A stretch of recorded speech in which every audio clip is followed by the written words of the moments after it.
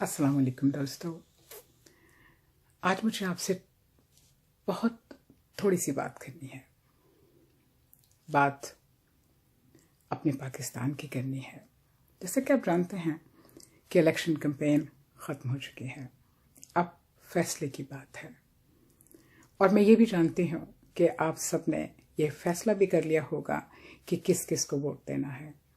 لیکن دوستو، یہ فیصلہ اتنی جلد بازی میں کرنے والا نہیں ہے.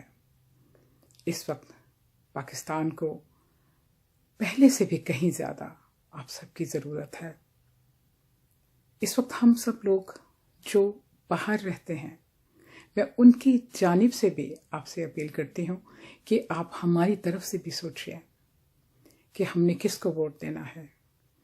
ہم نے اس شخص کو ووٹ دینا ہے جو پاکستان میں استحکام لائے، خوشحالی کی بات کرے، ترقی کی بات کرے، امن و امان کی بات کرے، تعلیم کی بات کرے، صاف ستھرے پانی کی بات کرے، ہم کو واپس لانے کی بات کرے، ہم کو ووٹ دینے کا حق دلانے کی بات کرے، جو ہم کو ترقی پذیر ملکوں سے نکال کر ہمیں ترقی یافتہ ملک کی طرف بنانے کی بات کرے. یہ بہت گھمبیر مسائل ہیں جو کہ اس طرح سے نہیں حل ہوں گے کہ آج ہم اپنی پرانی سیاسی وابستگیوں کو دیکھیں، ہم اپنے باپ دادا کے ووٹ کو دیکھیں.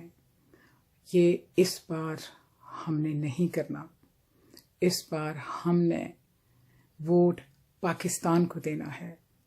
دوستو، یہ ووٹ آپ کا نہیں، آپ کے گھر کا نہیں، آپ کے آباء و اجداد کا نہیں، آپ کے علاقے کا نہیں، آپ کے صوبے کا نہیں، آپ کی چاہتوں کا نہیں.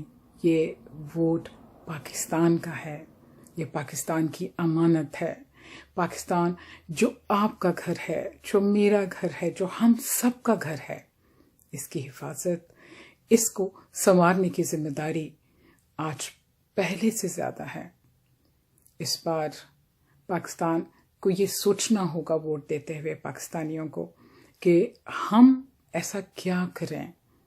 خاص طور پہ ان لوگوں کو بہت سوچنا ہوگا جو لوگ اپنی پرانی سیاسی وابستگیوں کے حوالے سے ان لوگوں کو ووٹ دیں گے جو گزشتہ 4 دفعہ سے، 3 دفعہ سے، 2 دفعہ سے یا 1 دفعہ سے وہاں پر موجود ہیں اور انہوں نے کچھ بھی نہیں کیا، اور وہ دوبارہ اسی علاقے سے الیکشن لڑ رہے ہیں.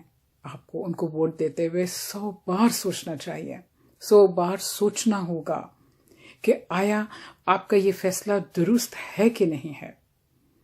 آپ پر بہت بھاری ذمہ داری ہے. دوستو، جو پاکستان کے اندر رہتے ہیں، آپ کو ووٹ دینا ہے، اور ووٹ ایسے شخص کو دینا ہے جو صرف پاکستان کے بارے میں سوچتا ہو. پاکستان کو ووٹ دیجیے. اس بار پاکستان کو ووٹ دیجیے. بہت شکریہ.